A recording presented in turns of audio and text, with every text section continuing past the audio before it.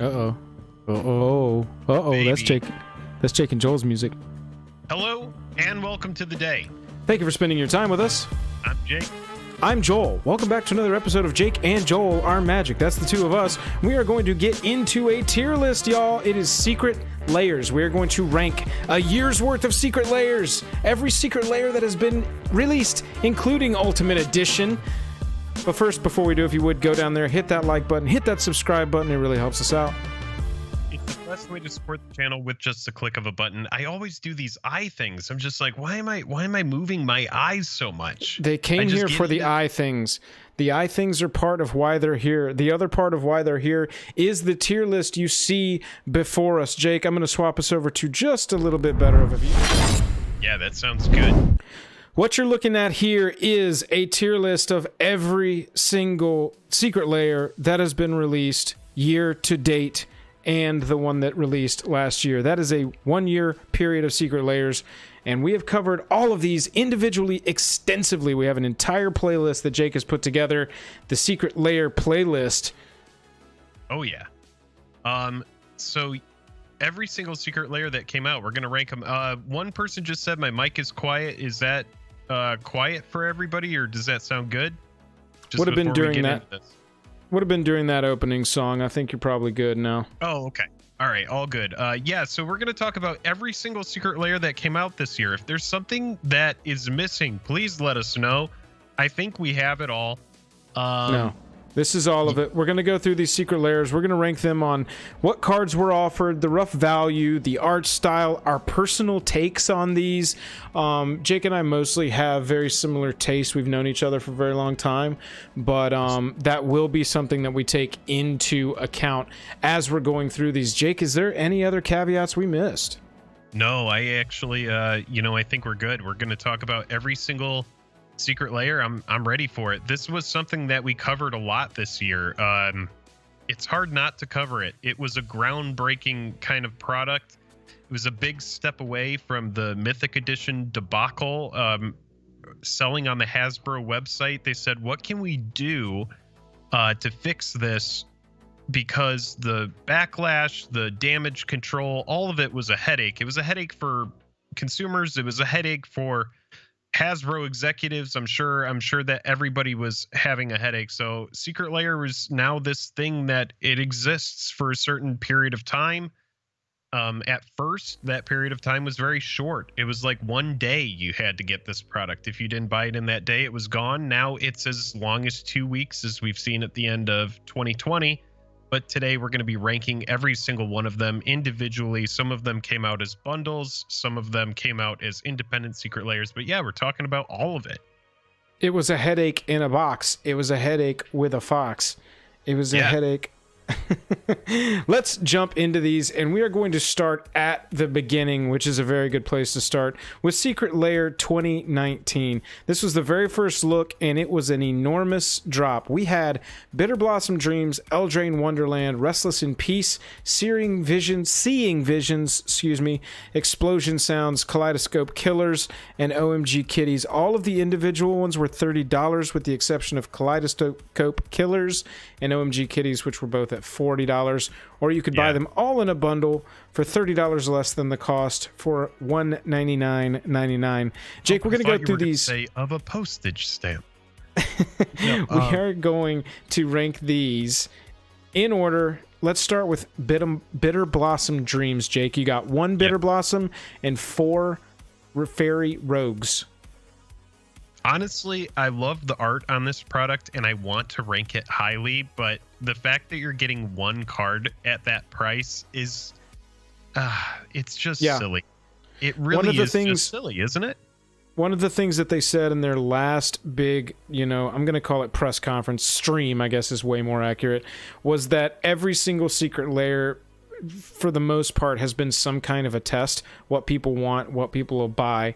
And I think this was a test of, can we include one expensive-ish token maker and 4 tokens in premium art? I don't think the experiment probably went very well. I didn't buy this one. Jake, I don't think... no, you did buy this entire set. I did. I bought the entire first set. I just bought the set straight up, and then I bought extra copies of Kaleidoscope Killers. Like, full transparency, that's what I did.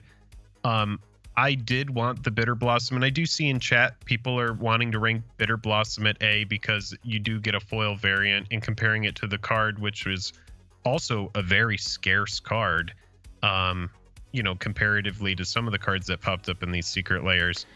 I just think, you know, I can't rank it at A. I have to put it at B because although you are getting these tokens that are nice, you are only getting one playable copy of a card. So, like, if a secret layer Force of Will were to come out or something like that, I mean, it would be hard not to rank that highly just because the card is so expensive. I mean, Bitter Blossom is like a $30 or $40 card by itself. Right.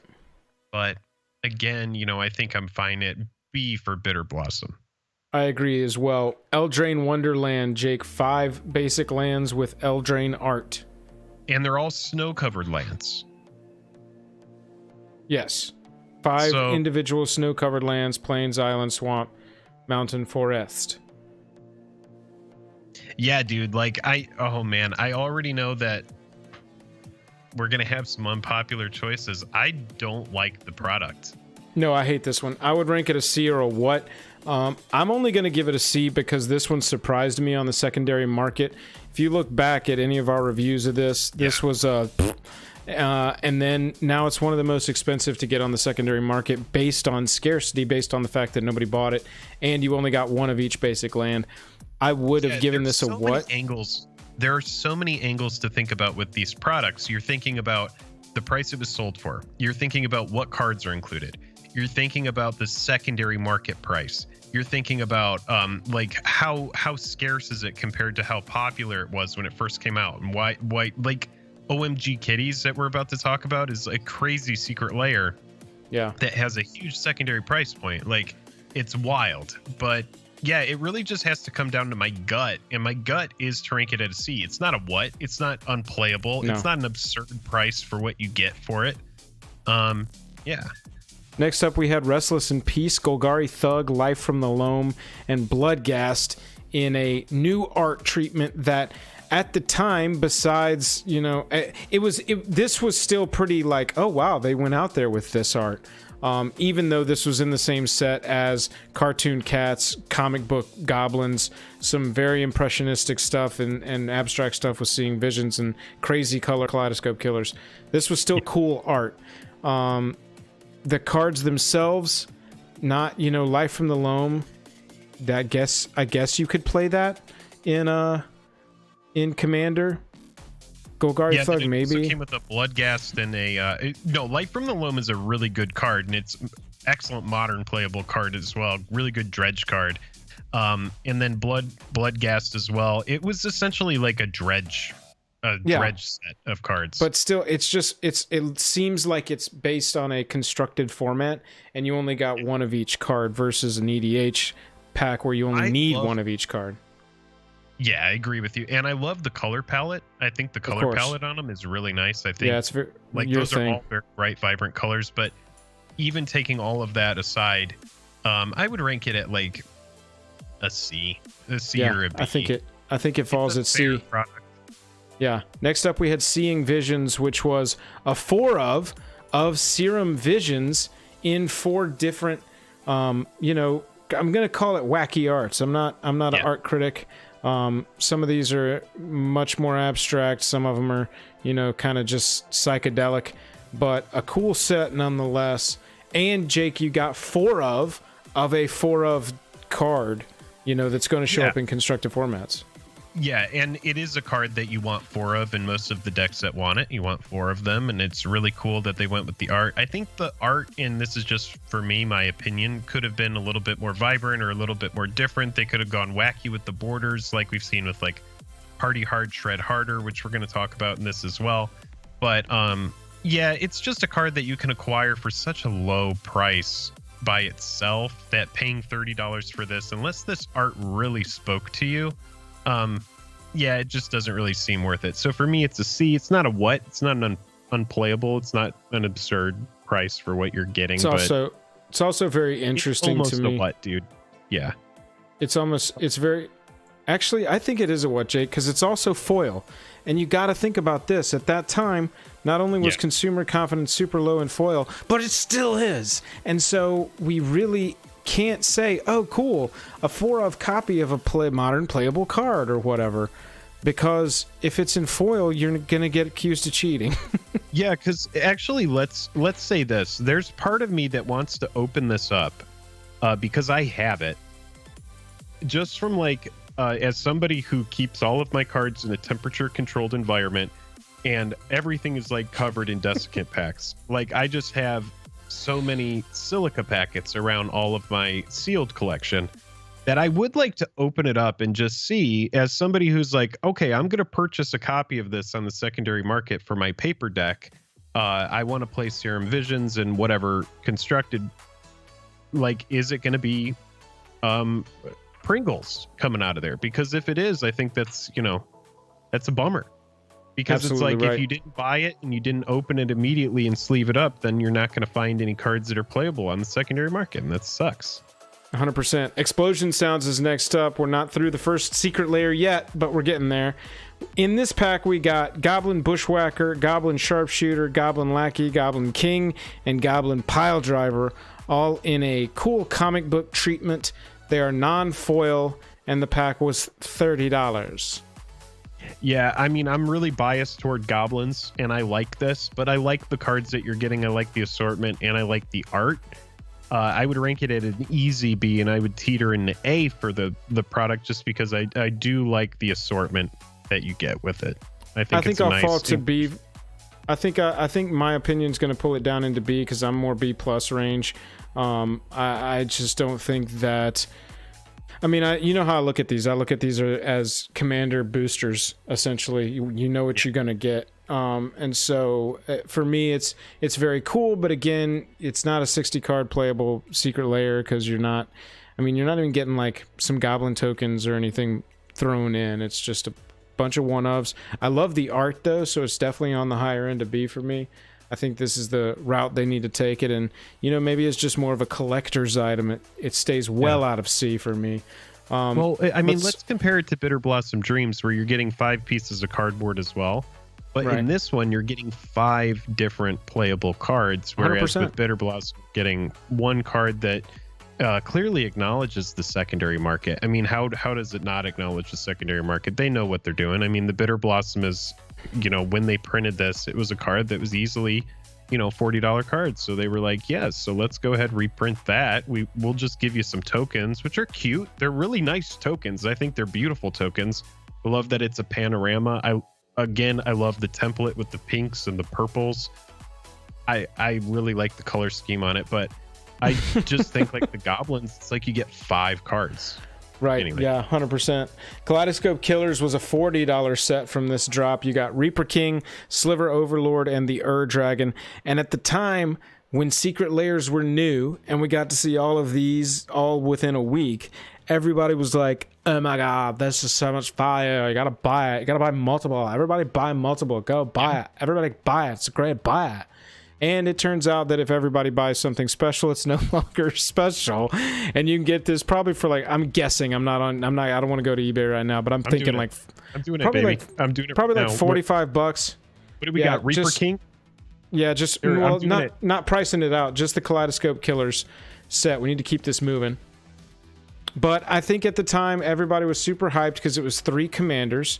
Reaper King, $3.84, secondary market, eBay. What was the other one? Sliver Overlord. I was talking more about what is the repurchase price of this actual Secret Lair right now, not so much what is the value now of these cards. The having 3 different commanders in a Secret Lair showed everybody, what the potential of this was, especially in foil with these insane treatments, these crazy new arts. This one at the time, I think I would have ranked it as an S. And now that a year has passed, 1 year older, 1 year wiser, I think this is just a strong A.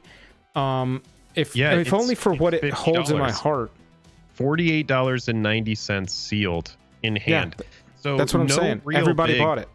Yeah, everybody bought it. I bought the whole 7 And then I bought 3 extra Kaleidoscope Killers. I think was exactly what I bought from that situation. And it's because I was like, oh, you can get Bolus and Kaleidoscope Killers. You can get Teferi in it. Well, clearly they plan to like trickle those out over and over with all the other secret layers. And hindsight is 2020, and now we know. But at the time, yes, everybody was like, Kaleidoscope Killers is the way to go. That's the best way to get the most out of your loot box. And what we've learned from this is that if your goal is to make money with this, don't try to sit on it. Just like break it up and sell it while the getting is good and the iron is hot, because we're looking at it. This was one of the first secret layers that came out. And now at the end of the year, you can get it for $10 more than it was originally worth. So what do you think as far as ranking? Yeah, I think it's an A. It has some good cards. It has some great cards. It had some much needed reprints. The art style on it was really, really nice. A little bit more expensive. I would maybe even go B with it, but I think an A is fine. Yeah, I remember it as an S when it first came out, and so I'm really excited to reanalyze now and give it a strong A, because it does everything I want the secret layers to do, which is provide commander product that is cool variants at a direct purchase. Next up, we had the last pack of the first Secret Lair Super Drop, and that was OMG Kitties. You got Miri Weatherlight Duelist, Arabo, Roar of the World, Kasali Slingers, Regal Carousel, Leonin War Leader, and 2 cat tokens, all in an adorable kitty treatment. And I believe these were all foil. Yes, they were all foil. Yeah, I definitely eat crow on this, because I was wrong about this one too, Jake. A lot more successful than I expected it to be. I'm happy that I have one from ordering the entire drop when it first came out. Honestly, it's because Arabo is very, very good, and Miri Weatherlight Duelist is solid too. Yep. You look at this pack. Tribal EDH cards, official sanctioned, alternate art variants of cats. I mean, who the hell doesn't like cats? You know, dog people, and I mean, it's cats. Well, you know, this is one that I almost bought for my wife, because she has Arabo Roar of the World as a commander deck, and we just didn't get it. And now it's ridiculously priced compared to its original set. I think, again, this one for me is at least an A, just because of what it does for Secret Layers, what the whole thing is for me.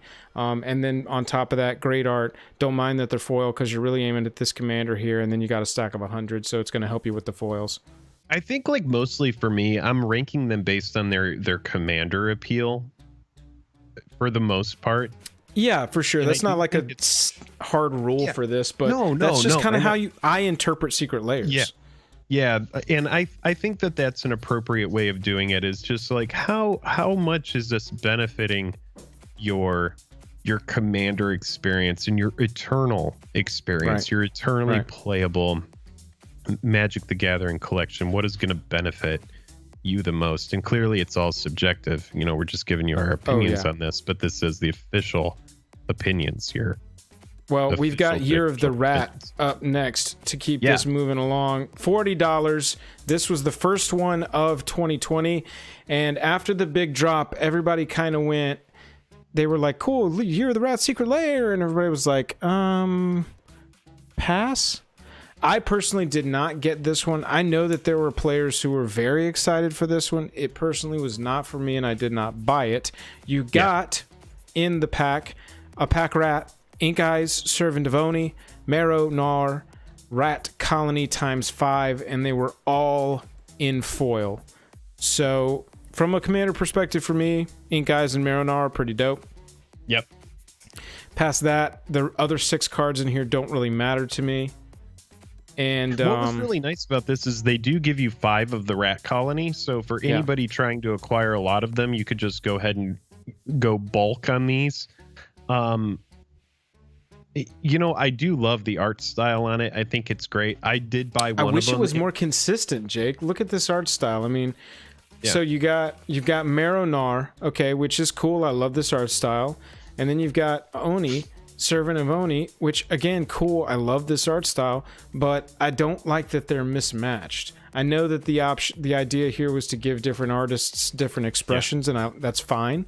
But I just, for some reason, it bugs me that the two cards that I really want out of this set have different art styles. Yeah. No, I see where you're coming from with that. What do you think of where Year of the Rat falls for you?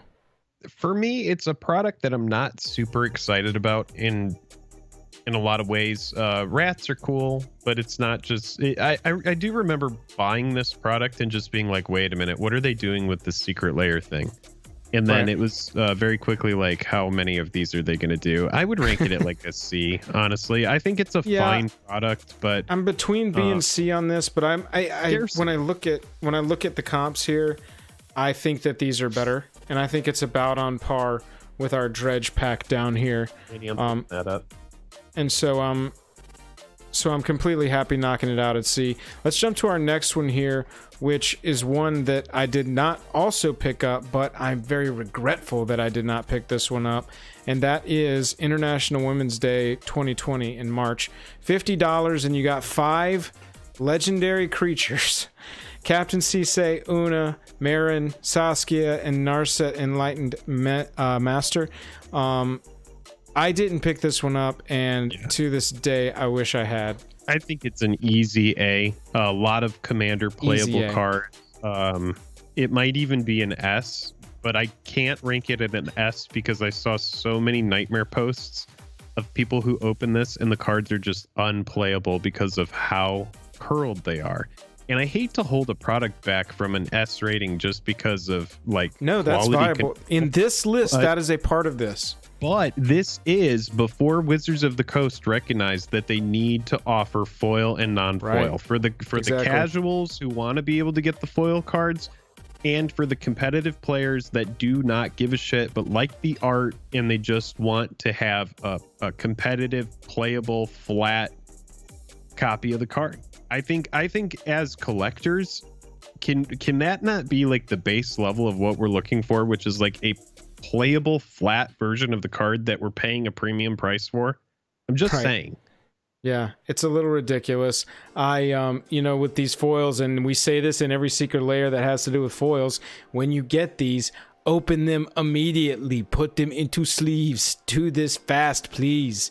Make sure that they are not going to bend on you. Put them in hard sleeves. Honestly, I put all my commanders in hard top loaders, and so foil ones don't matter to me. I have a couple cards that I've read everything. People that are like, put them front to front and back to back and interlace them and do this, and I'm just like, it's just annoying that you're buying something, you're fully ready to take very good care of it, and it comes out in less than desirable shape. That's it. Yeah. March 2020, we got Thalia, Beyond the Hell Vault. $30 pack. You got 4 different foil alt art Thalias. Jake, this is what I'm talking about. I love the idea, the methodology, the creation of this one. The same card with 4 different treatments that is playable in a 60-card constructed deck. This one is dope from a conception point. I think I would be completely ready to go very high with this one if it wasn't in foil. Yeah, again, it's a Modern Humans card. It's a wonderful hate bear. It's just a really great card, but it's a very competitive card, and it just needed that non-foil option. I think that saves it from the S, but yeah, it's a constructed deck Secret Lair. It's for constructed players. That's what it needs. That's what it needs to be. Conception of it as well. I think it's really nice. Yep. Commander being in the mind.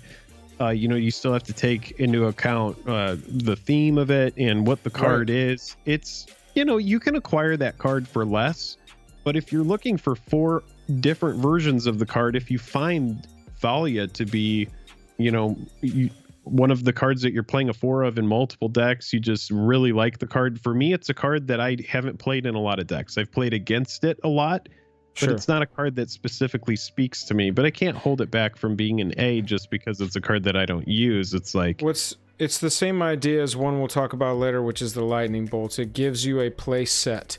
It gives you everything you need to sleeve this into an existing deck and go. You don't have to be like, well, buy 4 copies of our Secret Lair and you'll have a full play set. Enjoy. Let's move on.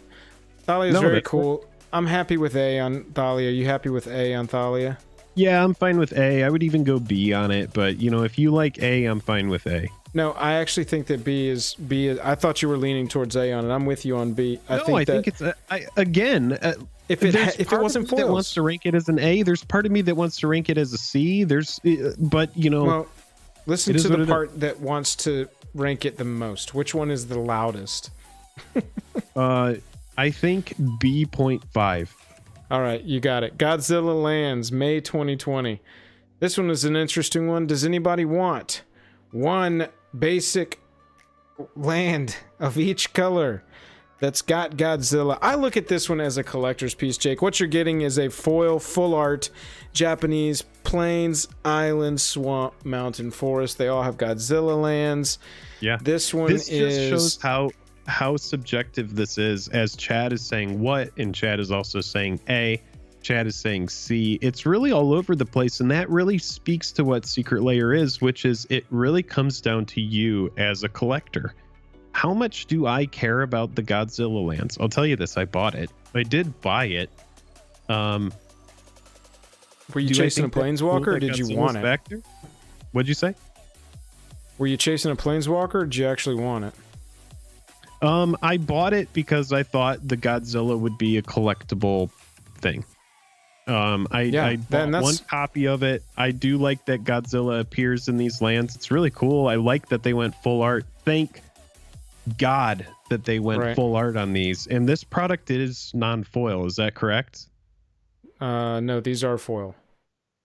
That's why I'm saying they're a collector's item, because these are not.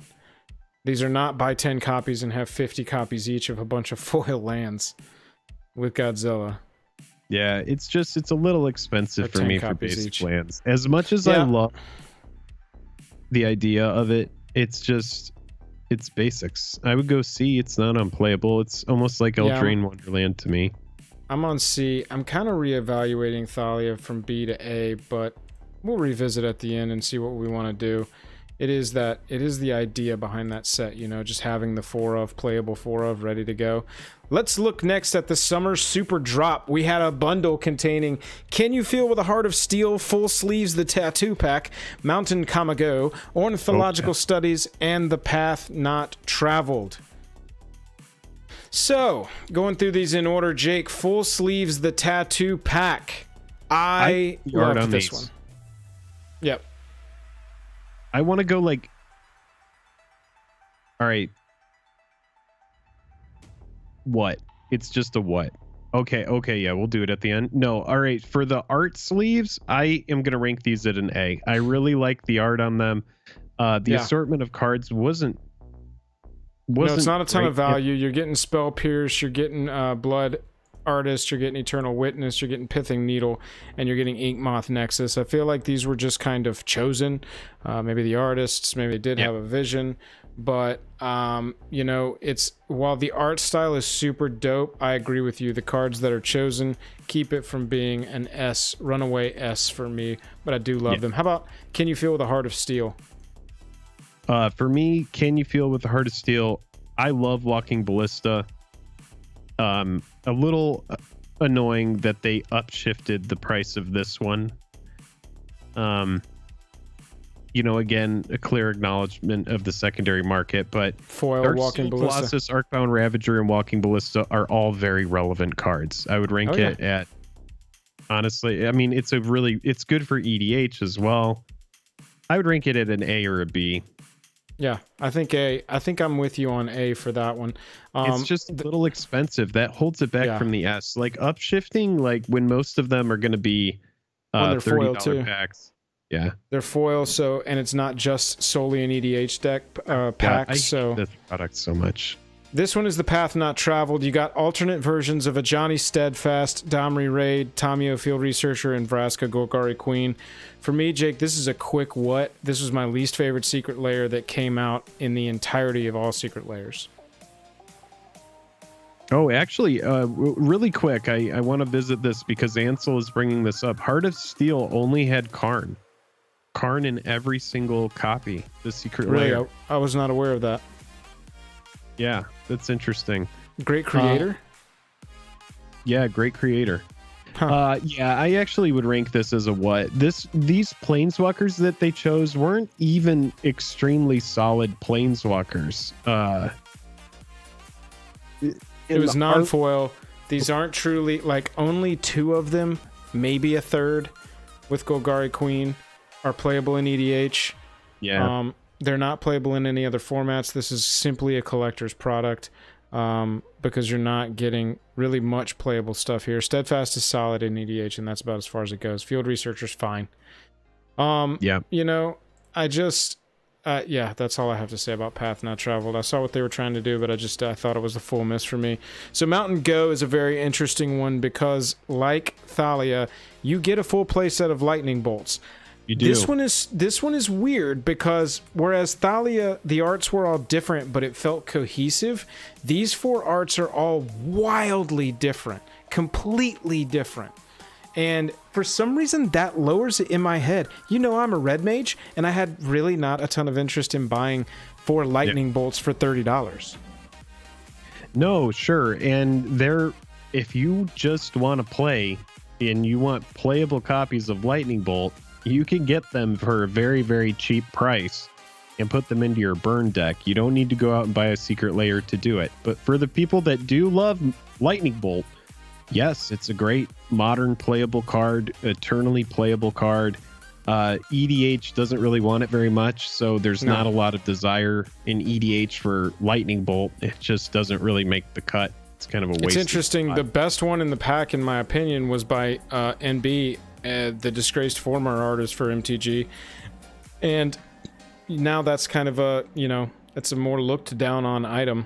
Yeah, for me, it's just kind of a C. It's way overpriced for the cards that you're getting in it. 100%. And you're getting foil copies of cards that are going to go into competitive decks. And until that foil quality is revisited and reworked, it's really hard to... I like to think... not ignore it. I like to think, Jake, that they heard us. They watched all of our reviews where we were complaining about, all right, do commander stuff in foil, fine. Do the playable 4 of stuff in not foil, please. Give us the option. Just give us the option. Ansel says Ral in every copy. Ansel, thanks for that info along the way. If you have that ready to go, I will make sure to continue bringing it up. Let's talk about ornithological studies. Yeah, ornithological studies is up next. You got $30 worth of non-foil birds: Swan Song, Dovescape, Baleful Strix, Gilded Goose, Birds of Paradise. So in EDH, you got 3 playable birds. Baleful Strix is EDH playable, so you got 4 playable birds in EDH: Swan Song, Birds of Paradise, Gilded Goose, Baleful Strix. Dovescape is fine. It's not really a playable card. Whenever a player casts a non-creature spell, counter it. That player creates 1/1s equal to the CMC. You know, it's fine. I think some people play it. I'm not saying it's unplayable, just not highly playable like these other 4. Aaron has it right. It's Commander Candy. It really is. Right. And the cards are playable in other formats, you know, with Gilded Goose and Birds of Paradise and Strix. Swan Song is just an amazing CEDH playable card. It has such great coverage for the mana cost on it. That Bird of Paradise is easily my favorite art Bird of Paradise. I love the art on that bird. This is one we always talked about in the videos, how you can go and buy the codes on eBay. No, Gilded Goose isn't great in EDH. For sleeves and Gilded Goose. Gilded Goose is absolutely great in EDH. You do like it in EDH? I don't like it very much. This card is played. Creating food tokens, creating adding mana with those food tokens, creating artifacts, just pooping out artifacts. I like that card in EDH. We'll have to do a separate video about that. Maybe. But I agree on the Bird of Paradise, Jake. I went and bought these sleeves for Arena. That nice beige there. It's an actual Bird of Paradise. Really nice. Yeah, it's beautiful. It's gorgeous. Beautiful. So from the Commander Candy aspect of it, which way would you rate birds? I would put it at like a strong B, dude. There's a couple cards that I like in it, but there's a couple that I'm not super high on. But it's like a strong B, teetering toward A. Yeah, absolutely. Ornithological Studies, that wraps up our summer super drop back in June. Did you like it at B as well? You felt good with it there? Yeah, absolutely. I would say A or B. Right now, I'm mostly reevaluating where we've got Thalia and the Tattoo Pack, but we will get back to a reevaluation at the end. I'm looking at Prime Slime now, August 2020. We got to do after Summer Super Drop. We got one. Sorry. All right, so next up is Secret Lair Ultimate Edition. One each of some fetch lands. What does everybody think about one copy of fetch lands for a very high price? Essentially, they evaluated that each of those cards was worth $50 a piece, and that's what the secondary market that's what it went with. It was the only product out of everything that we've shown you that didn't offer a secret stained glass planeswalker in it. So you're paying a premium price. You don't even get the stained glass planeswalker. They made the packaging absolutely huge. Just the biggest waste of packaging for a bunch of cards that people are going to crack open. They need them for decks, whether it's constructed modern decks or legacy or commander or what. It's 100%, 1,000,000% an F of what based on absolute hell happened. Yeah, based on, I mean, the cards are good. Yeah, sure. We know the cards are good. If it was appropriately priced, packaged, and similar to these others, maybe it would get an S or an A. But the thing is that, it's something that everybody was asking for. Jake to this day still says, we're going to get that one that is only one card that's a $150 card, and they're going to sell it for $60, and everybody's going to buy multiple copies. And this is like, what they could have done. They could have done that with this one. Yeah, and Bitter Blossom is like the closest thing that I've seen that isn't exactly what you're describing. Because I do see them doing it with Force of Will or Mana Crypt or something. I mean, if they're gonna print a Secret Lair that's Mana Crypt only, and you just print it for $40, right? People are gonna buy 10 of them. You're making $400 off one person who's just buying a bunch of Mana Crypts because they can make $20 to $30 until everybody starts to do it. It gets soaked up, and the price of the card changes forever. Yeah, I obviously think it's a good idea. Theros Stargazing. We're going to step back. I did miss one. We went a little out of order. I skipped over Theros Stargazing when we went through it. What you got for this one were 5 different 40-card packs of 3 cards each with these constellation treatments of the Theros gods. This is also the first one that had huge distribution, shipping, and arrival issues of the product actually getting there. I think that all of that got worked out. It really didn't affect anything too much, other than it took forever for them to arrive. Jake, we're gonna rate these all together just because they're each individually so similar. Yeah, it's an S, baby. So yeah, I think that this is the one for me that knocked it out of the park. This is the other one from the year that I regret not purchasing. But these are absolutely gorgeous. Yeah, and all commander this is playable, exactly good cards. Exactly. Yeah. And then the fact that I actually bought so many of the Thassa Secret Lairs because I was trying to get the stained glass Gnar set. And so the fact that this not only came with a bunch of commander playable cards, a bunch of nice downloadables, but you also had that added stained glass planeswalker that was seeded based on colors, it appeared. So yeah, pretty crazy. I remember doing a ton of speculation around the color shards of this and breaking down what planeswalkers I thought would appear in it. A lot of these stained glass planeswalkers don't have a lot of secondary value at this point. You still have some like Liliana and Bolas and Teferi and Narset. a few others, but yeah, it's basically a weird market to be invested in my opinion. I definitely was a huge fan of that. So that catches us up. Sorry for skipping that one.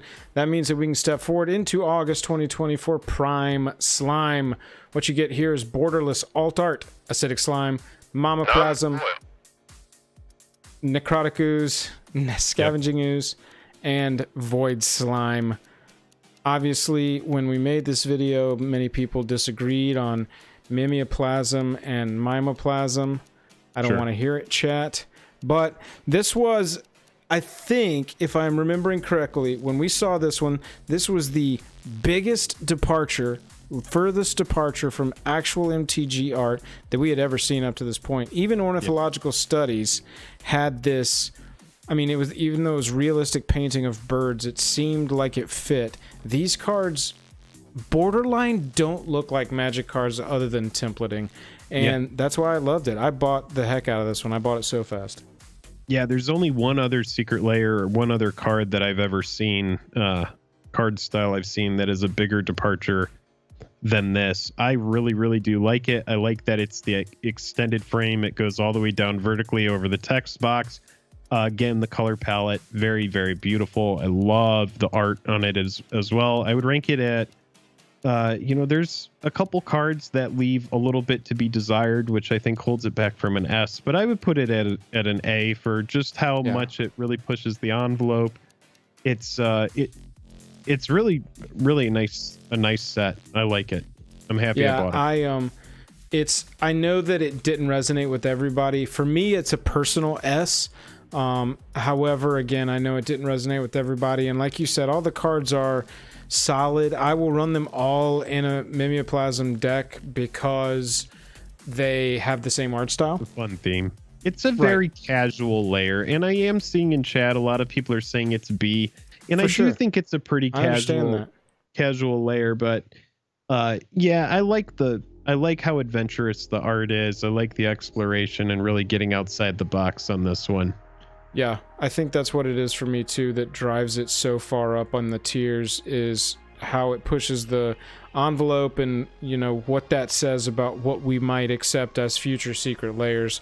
Because Jake and I are very vocal about the fact that we want them to get wet and wild with these Secret Lairs. Go crazy. Go crazy. Yeah.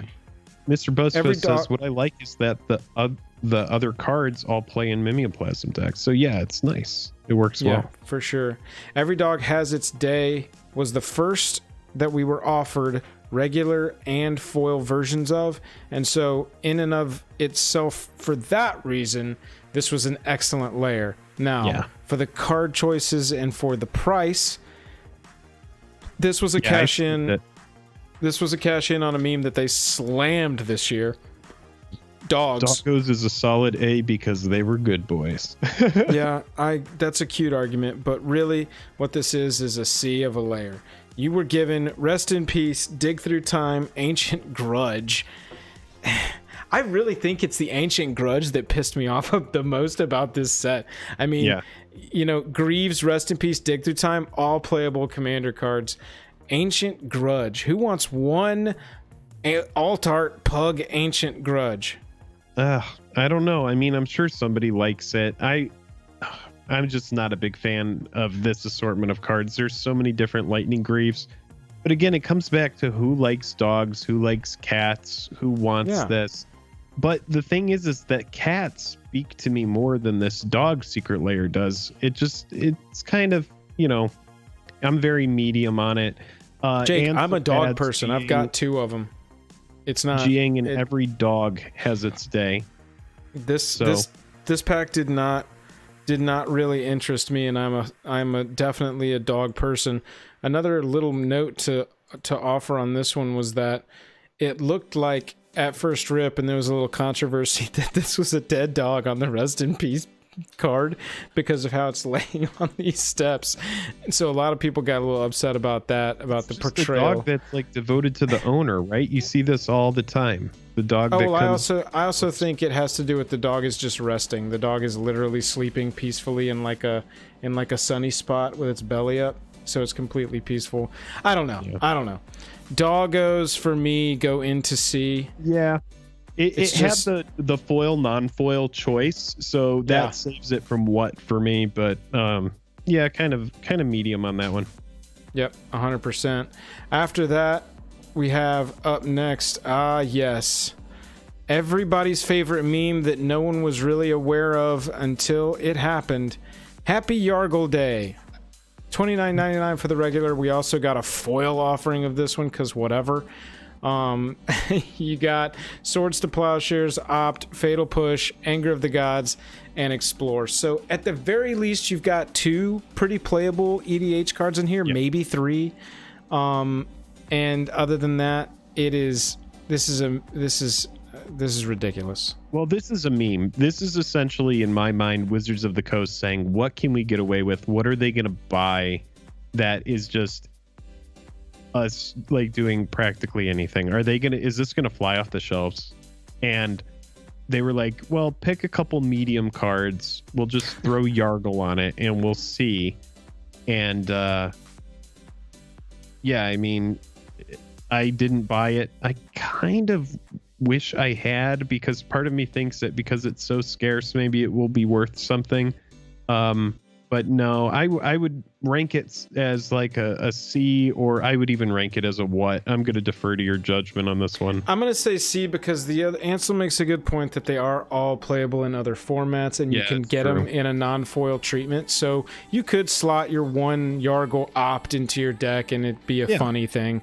Or your Yargle Swords into your EDH deck. That's nice. Yeah. Anger of the Gods, that's a sideboard card in formats, I'm pretty sure. So, it's a decent one. It's just, it stays out of what, because honestly, of the foil non-foil offering, it's crazy how much that has gotten ranked into our packs here. Next up, we've got Zendikar Revisited Showcase. This is another one, foil and regular, 30 and 40 bucks. They chose Admonition Angel, Avenger of Zendikar. Those are the 2 very playable EDH cards. Sorry, and Zulaport Cutthroat, 3 very playable EDH cards. Royal Elemental, which is a medium EDH card, and then Warren Instigator, which I think is a modern card. Am I right about that? It's not an EDH card. And actually, Royal Elemental has really taken off since Elementals have gotten more popular in EDH. And Landfall got some more support too. Yeah, it's really gotten a lot better over the years. But I do remember it being a bulk rare. I think I have like 5 or 6 of them left over from the Zendikar days. Yeah, me too. And yeah, I do think it's a good layer for EDH. The art style is cool, reminiscent of all the Zendikar Rising art that we saw. It's the showcase frame from that. Came with some nice downloadables. Yeah. For me, I would rank it at a B, like like a solid B, teetering on A. I don't think it's anything like, I don't know, super groundbreaking. Avengers Zendikar we see in so many sets. Like, how many more times are you going to print Avengers Zendikar? Like, for sure. But if you want this treatment of it, even in foil, $40 for the Zendikar Revisited, and you're good to go. You also got some decent other cards to go along with it. I think you're right. I think this one hits right in the middle and lands there hard. Then after Showcase Zendikar Revisited, we got a bomb dropped on us, a Secret Lair explosion called Secret Lair X The Walking Dead. $50 for 5 foil mechanically unique legendary creatures and a bunch of tokens. Hold on, Joel, you got to stop talking about it. We just got 2 complaints against the channel as soon as you started talking about this Secret Lair. We got zombie tokens, we got treasure tokens, and then this one also included Negan's Bat Lucille as an equipable equipment. So it actually had a 6th legendary mechanically unique card in it for the low price of $50. Jake, we all sold our souls. Everyone complained about this, and then everyone secretly bought it. Full transparency, I bought 3 of them. I bought 1 for my collection, and I bought 2 to hold on to, because you know what? I'm allowed to do that with my money. Mechanically unique cards is a big complaint here. Also, my big complaint is the art, dude. I think the art is awful compared to what it could have been. Well, it looks like, I don't want to insult the artist, but it does to me. It's very reminiscent of a trick you can do in Photoshop, which is which is essentially bringing in a photo and then painting over it, so it looks like that you straight up created that, but really you did not. It's just a little too realistic for me, quite honestly. Yeah, I don't like any of the art, and that's just my opinion. And again, at Jake and Joel or Magic, you're always allowed to have an opinion, and the opinion is that the art is just kind of lackluster, but these cards are really good. The thing is that the cards. Okay, so there's multiple aspects to this one, right? This one is an onion. There's a lot of layers. Yeah. You've got the layer of, hey, Wizards, maybe don't print mechanically unique stuff into a one-time buy that you can only buy for a specific amount of money in a specific window. Maybe don't do that. Sure. Two, we've also seen with these secret layers that the ones that are mass opened, mass purchased anyway, don't really gain a lot on the secondary market, so maybe it is available for people. Three, the characters themselves, they chose heroes, they chose villains. Some people took, reservation with exactly which characters were chosen, namely Negan. Four, the cards are good, Jake. It's like you said, oh my god, these cards are actually good cards. Rick is good. Negan is good. Like, dude, confirmed good. Michonne is pretty good. Daryl is all right. I haven't played with the others enough or watched play with them enough to make any judgment on those, but I know that Negan is a pretty high tier power level commander. It's very good commander. Says, you ever played against Rick? F that. Right. I'm telling you, Rick is good. And so it's an interesting one, right? It's got a lot to it. Historically, I think this is a very important secret layer. I think this will be remembered forever. I get more into my opinions on the Secret Lair Walking Dead in a future video we have coming out. But I will say that I understand the concerns. I have the same concerns. At the same time, full transparency, right. I bought this, and I've played with and against Negan on Commander on MTGO. So it's tough. It's tough for me, man, to rank this one. Cards just should have done what they did with Godzilla. Oh, that's Michael. The only complaint, because everybody swallowed the Godzilla pill once they broke it down and how it worked. They were like, oh, cool. That's all right. Wizards is printing proxies. Yeah.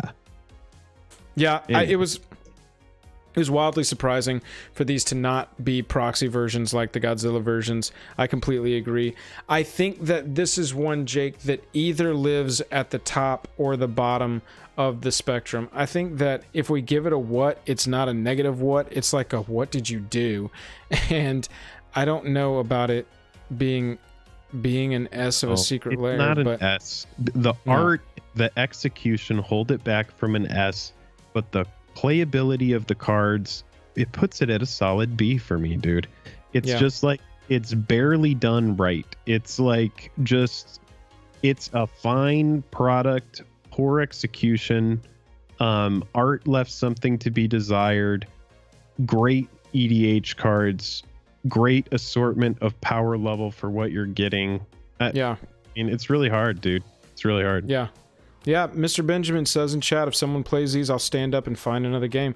And I understand that. A lot of people agree with you on that. And so it's been a very divisive Walking Dead Secret Lair. But, like we said, we both bought it. I've seen a lot of the general mood on the Secret Lair itself start to shift as people's copies were shipped to them and they wanted to show them off on the internet.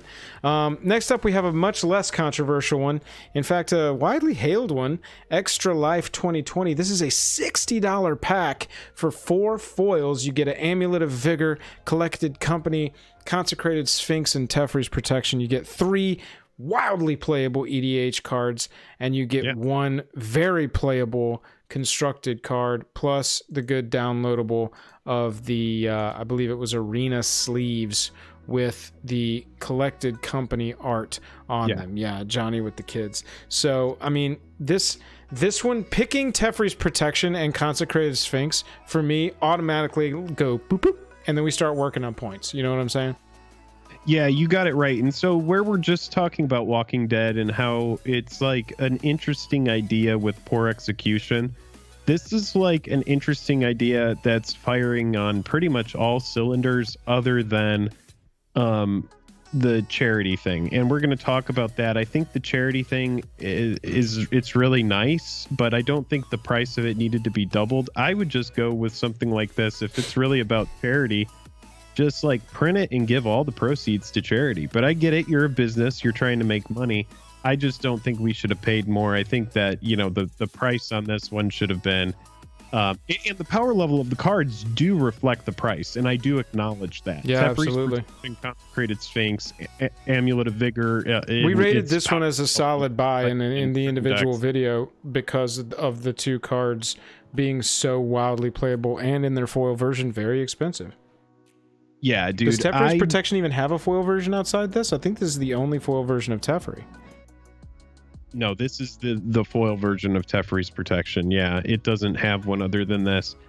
And yeah, like Amulet and Coco, Amulet Bloom, Bloom Titan variants, Collected Company, everybody's played against it. It's a 4 of in the decks that it's played of. All of these are very playable cards, very, very good cards. Oh yeah, Teferi's Protection does have a Judge foil, that's right. I would rank it at an A. The price is a little bit pricey for me. If it were a tiny bit cheaper, I would rank it at an S. The thing is about the product is that $60 is a lot, but half of it went to charity, which is a big deal. So can't diminish that. However, you know, big businesses donating to charity, you know, that's a big thing. There's write-offs involved there. There's a lot that we don't understand, and there's moving pieces as well. But the assortment of cards are really nice. The fact that it was charity is really great. I would rank it at a solid A. Just my thoughts. Yeah, I'm with you on A. I think if it was a $49.99 layer instead of a $59.99 layer, this is an easy S. I think it's just a little bit below that for me.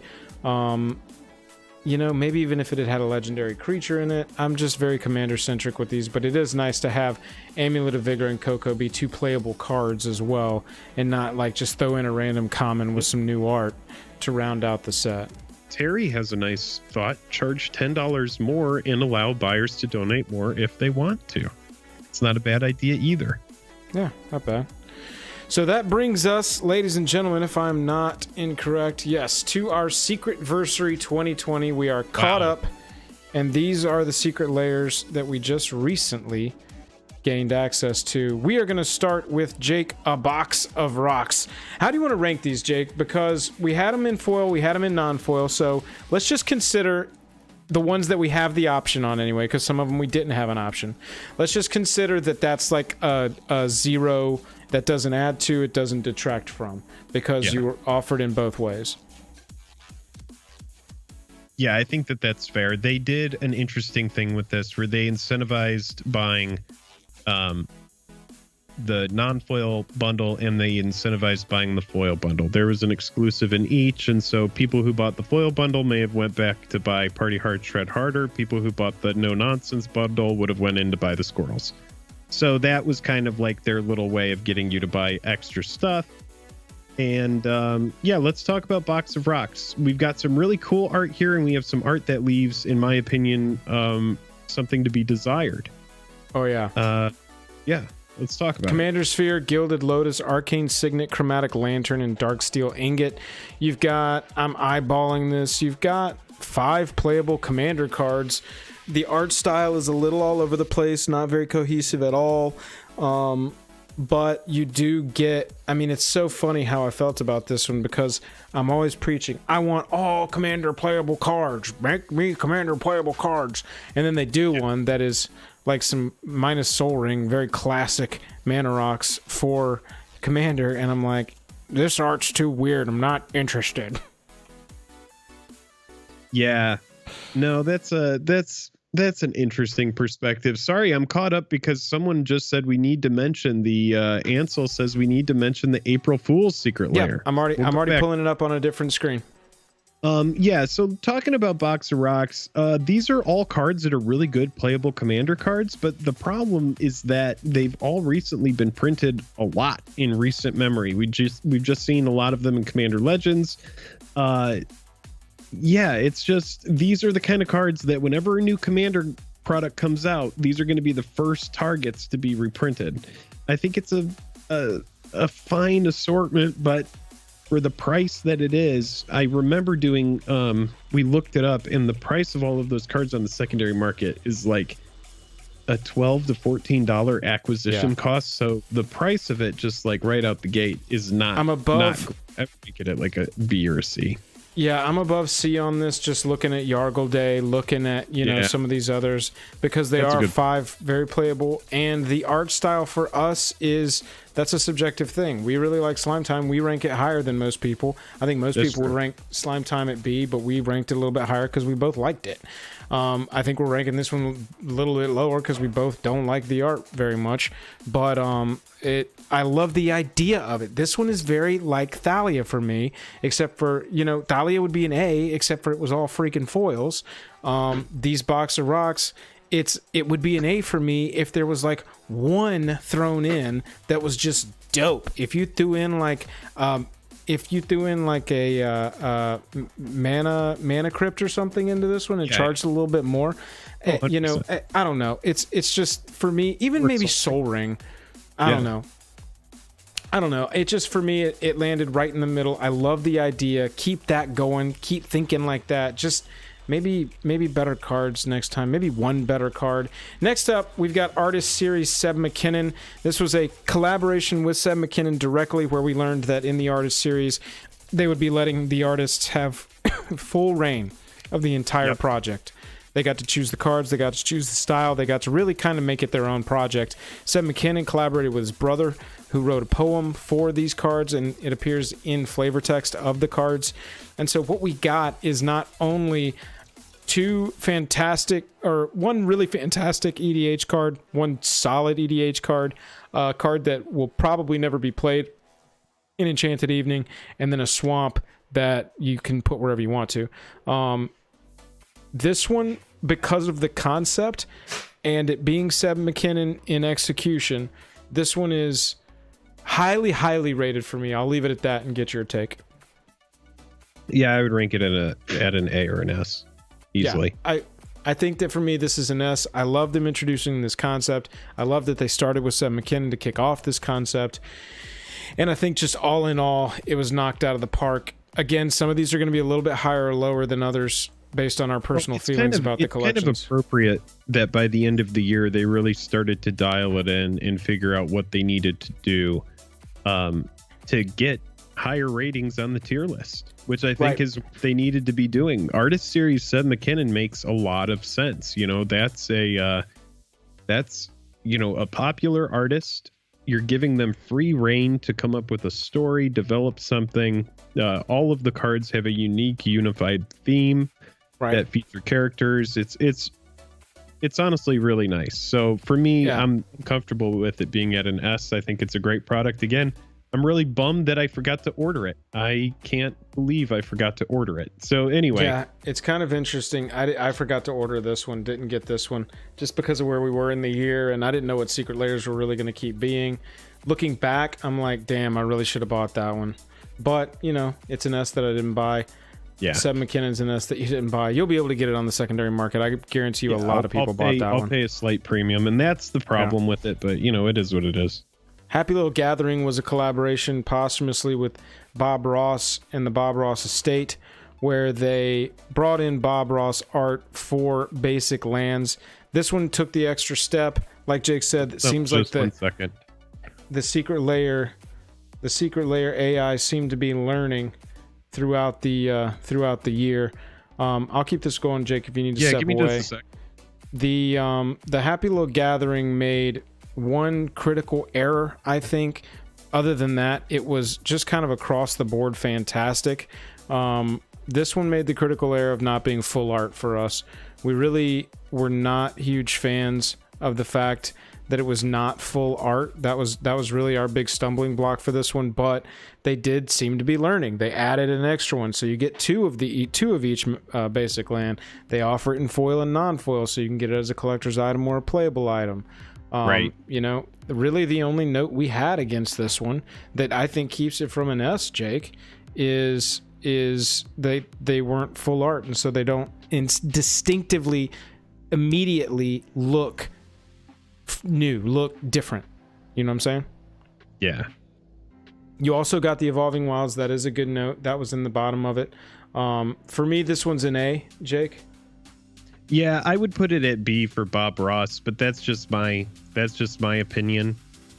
Yeah, I think I could put it at B too, man. It's a low A for me. Wilds, which is a neat departure from the stained glass stuff, which is kind of fun.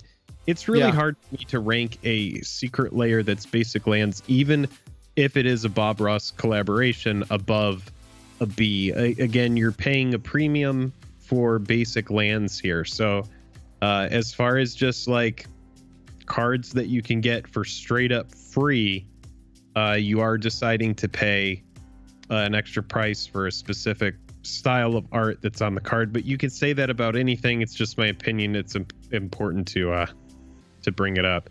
Yeah, Rob these are all our Zambito says opinions. McKinnon bonus Cabal coffers. God, that would be something, wouldn't it? Yeah, right. That would be nuts. That would be nuts. So finally, we've got next to last, I believe. Yeah, next to last, and then we've got a secret one. We've got a secret lair to pop up. We've got Party Hard Shred Harder, which is to the date the furthest departure from MTG art. The reaction to these were completely polarized. You either loved this and you're like, holy crap, they have taken it to the next level. They are pushing the envelope. Or you went, these do not look like Magic cards. Get them out of my game. Rob, you gotta sell me one, man.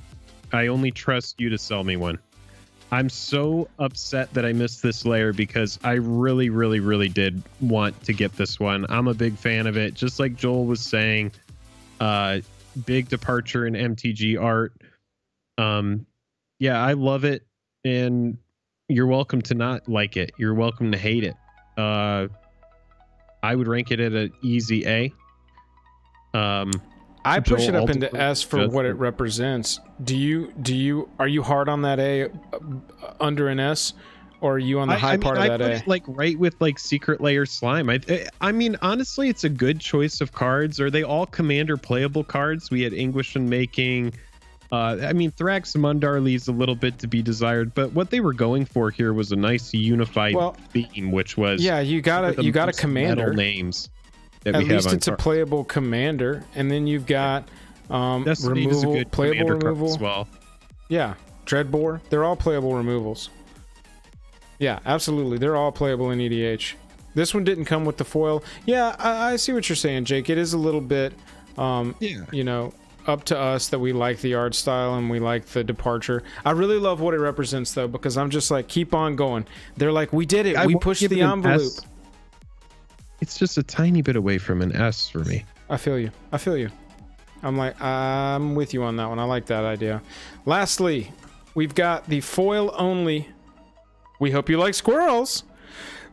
This one included, goodness, a foil alt art, Shadow the Squirrel, Crows and Beast, Squirrel Mob, Squirrel Wrangler, Swarm Yard, and a token for $40. All foil. Have to be foil. Yeah, there's a lot of people that are going to learn a hard lesson on scarcity with this product, because there are going to be a ton of people buying this thinking that they're going to be able to resell these cards for what the foil variant of their respective prices were in the past, and that's just not how this is. I think it's a fine card. Again, like dogs and cats, it's a squirrel. It's very cute.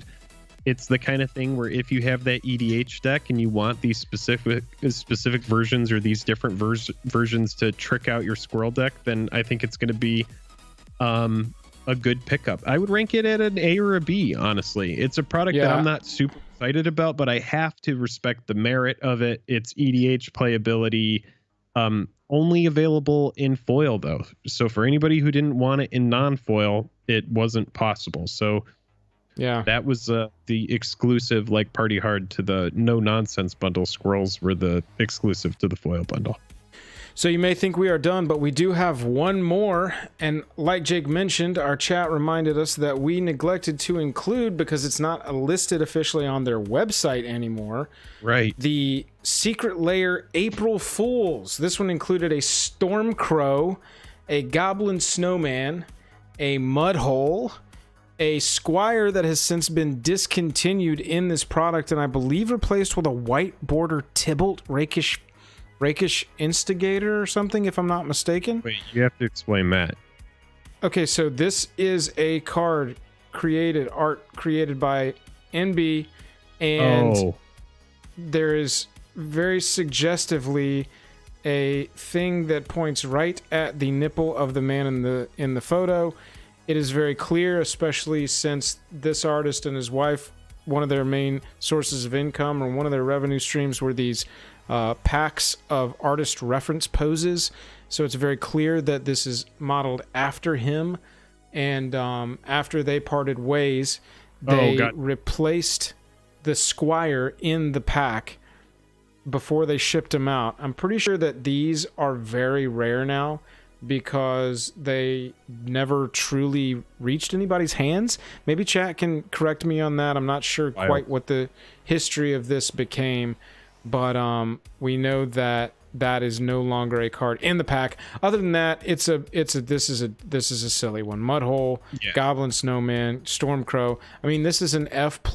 I think it's cute that they did the thing. It's just nightmare meme. It's like people who are really into MTG memes are gonna like this, or just collectors in general.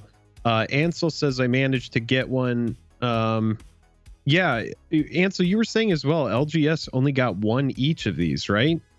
Like, this was a very limited product. Oh yeah, this was one like Ultimate Edition that's not officially listed on their website because they didn't sell it through the website. That's right.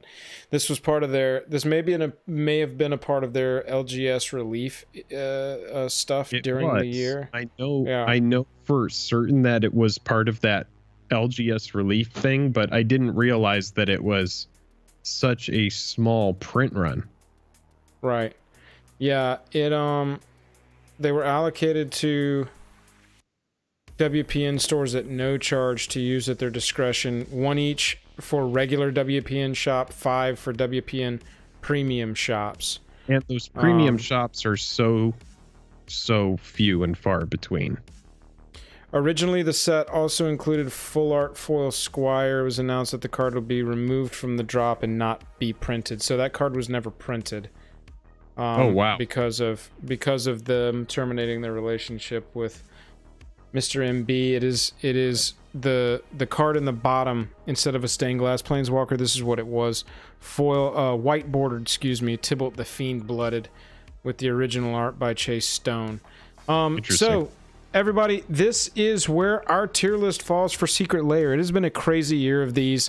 They started off strong and they just kept coming almost incessantly. I think next year they are adopting a different model for these, and so we'll see what the future holds.